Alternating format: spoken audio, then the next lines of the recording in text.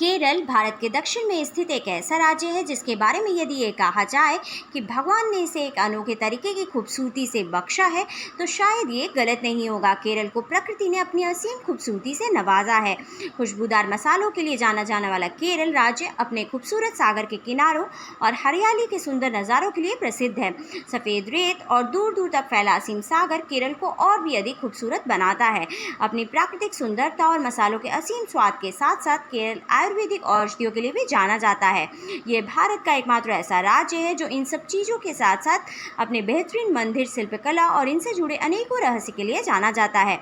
और ऐसा ही एक रहस्य राजधानी तिरुवनंतपुरम का पद्मनाभ स्वामी मंदिर, जिसके बारे में ये कहा जाता है कि दुनिया के कई बड़े देशों की जीडीपी भी इस मंदिर के खजाने के पीछे छूट जाए। और ये सारा का सारा खजाना छुपा हुआ है इसी मंदिर के 7वें तहखाने में, जिसकी रक्षा स्वयं एक बहुत बड़ा नाग कर रहा है। अपने आज के वीडियो में हम इसी मंदिर और इसके तहखाने में छिपे हुए राज के बारे में जानने की कोशिश करेंगे। हेलो एवरीवन, मैं आकृति अग्रवाल आज आपके सामने एक नया वीडियो लेकर उपस्थित हूं। अपने आज के वीडियो में हम बात करेंगे इसी रहस्यमय मंदिर के बारे में और साथ ही जानेंगे कि आखिर कोई क्यों भी आज तक नहीं खोल पाया इस मंदिर का 7वां दरवाज़ा। तो चलिए बिना देर किए वीडियो को शुरू करते हैं और जानते हैं इस बारे में डिटेल में। दरअसल केरल की राजधानी तिरुवनंतपुरम में स्थित पद्मनाभ स्वामी मंदिर अपनी सुंदरता और भव्यता के लिए जाना जाता है। और एक और चीज़ है जिसके लिए ये जाना जाता है वो है यहाँ का रहस्यमय मंदिर। ये मंदिर अपने गुप्त और रहस्यमय तिजोरी को लेकर हमेशा ही खबरों में बना रहता है। पद्मनाभ स्वामी मंदिर भारत के सबसे अमीर हिंदू मंदिरों में से एक है जो भगवान विष्णु को समर्पित है। जो प्राचीन रहस्यमय ग्रंथों के अनुसार मंदिर में 7 तहखाने में मौजूद हैं। पौराणिक कथाओं के अनुसार मंदिर को एक प्राचीन श्राप से दूषित कर दिया गया था। कहा जाता है कि मंदिर का सारा खजाना इन्हीं 7 अलग अलग तहखानों में मौजूद है। जी हाँ, पद्मनाभ स्वामी मंदिर में सदियों से कई दान दिए जा रहे हैं। इस वजह से भी इसे दुनिया के सबसे अमीर मंदिरों में गिना जाता है। हालांकि न केवल धन बल्कि ये मंदिर अपनी वास्तुकला की वजह से भी काफ़ी खास है। जब आप मंदिर को देखने जाएंगे तो आपको केरल और द्रविड़ आर्किटेक्चर का एक अनोखा मिश्रण यहाँ पर देखने को मिलेगा। मंदिर के बारे में इतिहासकार भी अलग अलग राय रखते हैं। पद्मनाभ स्वामी मंदिर 8वीं शताब्दी का है। जो स्ट्रक्चर अभी बना हुआ है उसके बारे में ये कहा जाता है कि इसे 18वीं शताब्दी में त्रावणकोर के महाराजा मार्तंड के द्वारा बनाया गया था और तभी से मंदिर का मैनेजमेंट इसी शाही परिवार के द्वारा देखा जा रहा है। त्रावणकोर के राजघराने में भगवान पद्मनाभ स्वामी को अपना जीवन और संपत्ति सब कुछ सौंप दिया था।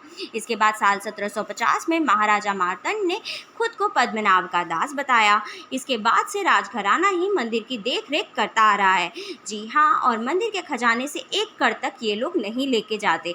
बताया जाता है कि राजघराने के लोग आज भी मंदिर से निकलते वक्त पैर साफ करके निकलते हैं ताकि मंदिर का कोई भी कण उनके साथ वापस ना आ जाए। पद्मनाभ स्वामी मंदिर के गर्भगृह के नीचे 7 बड़े बड़े तहखाने बने हुए हैं।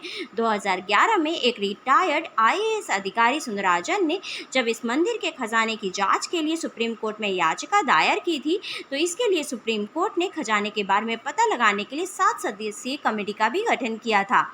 तलाशी लेने पर उन्होंने तहखानों की जांच शुरू की जिसके दरवाजे लोहे के बने हुए थे। कमेटी द्वारा उन्हें ABCDE और F नाम दिया गया था। इन कमरों में प्रवेश करना काफ़ी चुनौतीपूर्ण साबित हुआ था, लेकिन जब उन्होंने बहुत ही मेहनत के बाद तिजोरी में खजाने की खोज की तब उन्हें वहां हीरे और दूसरे कीमती रत्न और पत्थर के साथ कई लाख करोड़ रुपए के कीमती धातु से बनी मूर्तियां और सिंहासन भी प्राप्त हुए। मंदिर का 7वां तहखाने को किसी अपशगुन की वजह से बंद ही रखा गया था। दरअसल मंदिर में 7 तहखाने हैं जिनमें से 6 तहखाने को ही खोला गया है जिसमें बहुमूल्य आभूषण प्राप्त हुए, लेकिन 7वें दरवाजे को नहीं खोला जा सका।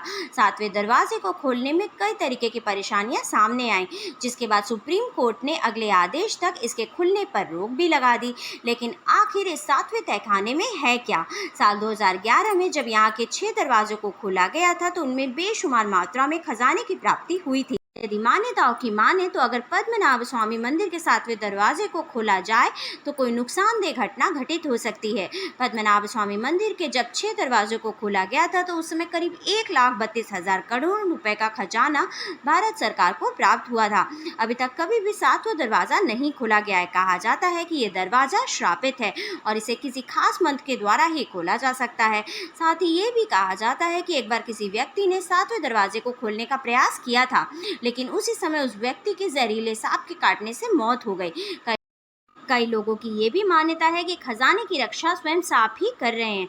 और साथ ही ये भी बता दें कि इस दरवाजे पर किसी भी प्रकार का ताला नहीं लटका हुआ है।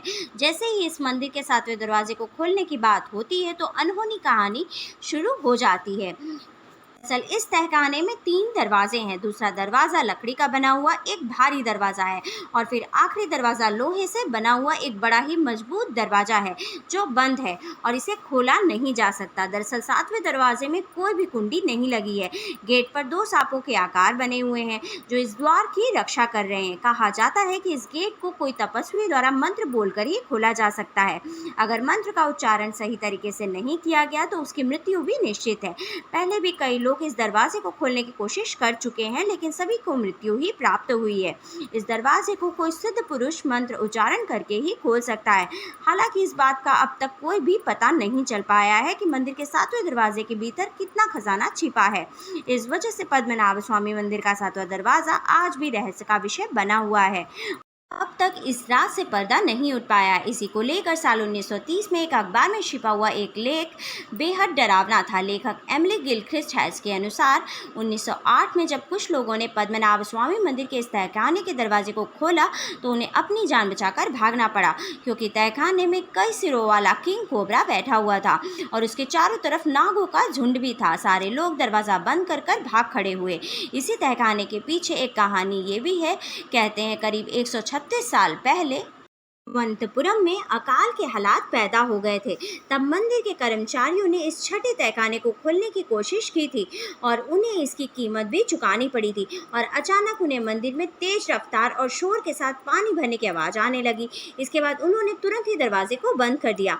यहाँ के लोगों का मानना है कि मंदिर का ये तहखाना सीधे अरब सागर से जुड़ा हुआ है। अगर कोई खजाने को हासिल करने के लिए दरवाज़ा तोड़ता भी है तो अंदर मौजूद समुद्र का पानी खजाने को बहा ले जाएगा।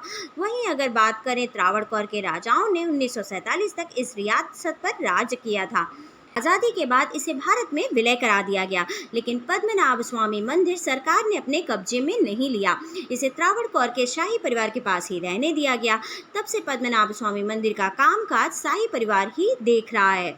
लेकिन सबसे बड़ा सवाल यही है कि आखिर इस मंदिर के पास इतनी ज़्यादा संपत्ति आई कहाँ से। तो इस बात का कोई भी ठोस प्रमाण तो नहीं है और इसे लेकर भी अलग अलग लोगों की अलग अलग विचारधाराएं हैं। माना जाता है कि राजा मार्तंड ने पुर्तगाली समुद्री लुटेरे और उनके खजाने पर कब्जा कर लिया था। ये लोग मसाले खासकर की काली मिर्च के लिए भारत आते थे। त्रावणकोर ने इस व्यवसाय पर पूरी तरीके से कब्जा कर लिया।